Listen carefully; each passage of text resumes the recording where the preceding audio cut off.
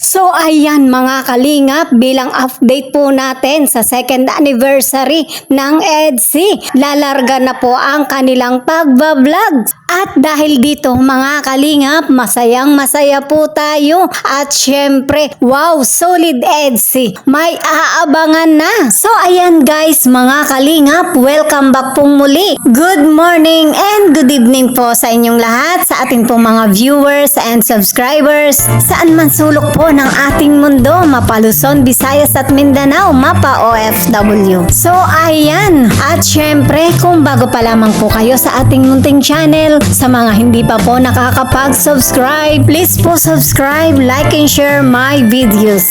At syempre sa buong kalingap, mga solid supporters ng EDSI, mga solid supporters ng Team Kalingap, mga Kalingap Reactor, at syempre po sa mga bigating sponsor, mega love shoutout po sa inyong lahat. And of course, Kuya Bal Santos Matubang, Ate Edna Vlogs, at syempre po Kalingap Rob and Ma'am Jackie Tapia. Patuloy po nating suportahan sila at i-marathon po natin mga kalingap ang kanilang vlogs. No skip ads, nang sa ganun marami pa po silang matulungan na mga kababayan po natin, mabigyan ng pabahay, scholarship at financial assistance. So ayan mga kalingap, dumako na po tayo sa ating talakayan. Pag-usapan na po natin ang atin pong topic. So ayan mga kalingap, bilang update po natin sa second anniversary ng EDSI, lalarga na po ang kanilang pagbablog.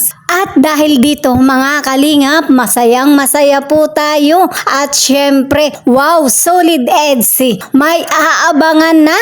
Wow, grabe mga kalingap ang mga update po natin para sa napipinto nga pong second anniversary ng pagbablogs sa EDSI. Lalarga na nga po at ito nga po ay confirm na. Pero bago yan mga kalingap, bago po natin tuluyang pag-usapan, kamustahin po muna natin ang EDSI ngayon. Ano na nga ba ang mga pangyayaring nagaganap? So yun nga po, di ba mga kalingap, pupunta nga po ang EDSI sa Korea. Bakit nga po ba pupunta ng Korea ang EDSI? Ito nga po ay dahil sa kanilang velvet box, di ba? Pero syempre mga kalingap, bago po yan may mga magandang plano rin pong gustong gawin, gustong mangyari si Beyonce para sa kanyang pamilya na makarating nga po sa Manila. Bukod sa rito gusto niya pong makajamming at maigala nga po ang kanyang buong pamilya. Ito nga po ay isa sa mga naipangako po ni Beyonce na gusto niyang matupad. So ayan na nga po ang kanyang magandang pagkakataon na. Pupunta muna po sila ng Manila para doon naman po ganapin ang kanilang EDSI second year anniversary. Wow, grabe, di ba? So ayan, pag-usapan naman po natin mga kalingap ang atin pong topic. Sa kabila nga po ng napakaraming hadlang, problema, issue, pambabash at iba pa na nagiging dahilan ng pagkaantala ng mga vlogs ng EDSI at iba pang mga love team.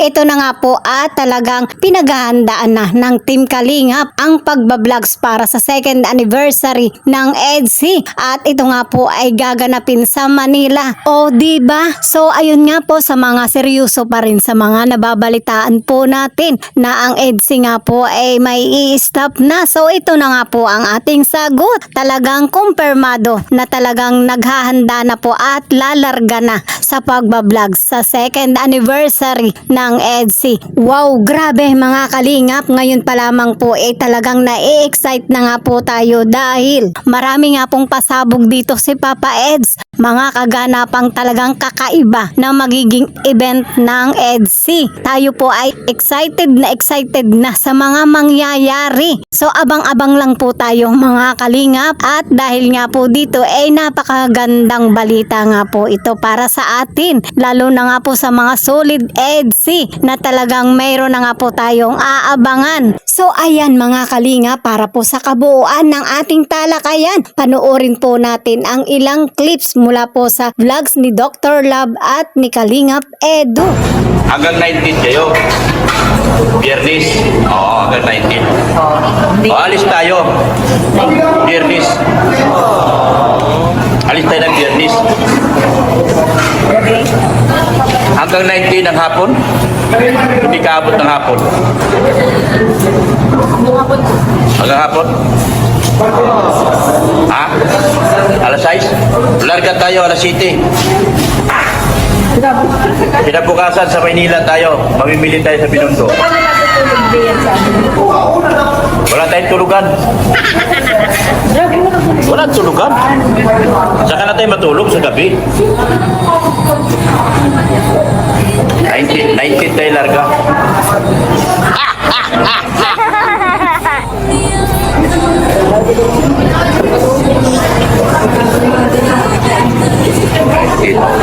Sakto lang. No? 20, nasa Divisoria tayo. Si diretso tayo talaga doon. Diretso tayo doon. Sabado yun eh. So ayan mga kalingap, bilang paghahanda nga po para sa nalalapit na second anniversary ng EDSI, nauna na nga pong lumarga si Papa Eds.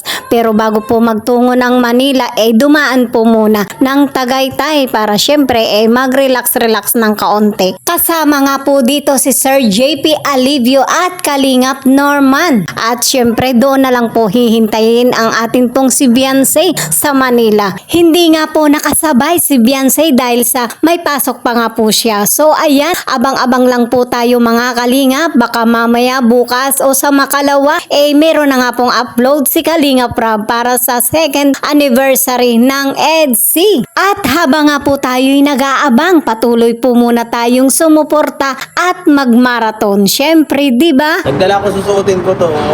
Ito na lang susuotin ko sa anniversary, guys. Anniversary ng EDSI.